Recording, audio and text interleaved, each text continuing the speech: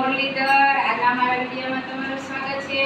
ખરેખર આજે ધોરણ 8 નો વિદાયનો કાર્યક્રમ, બરાબર. આજે પેપર પૂરા થયા છે એટલે બધાય બાળકો ખુશ છે ને? ખુશ, બરાબર. એટલે ખુશીમાં સરસ મજાનું આપણે ગીત ગાઈએ કે અમે કાકા બાપાના પોયરા અમે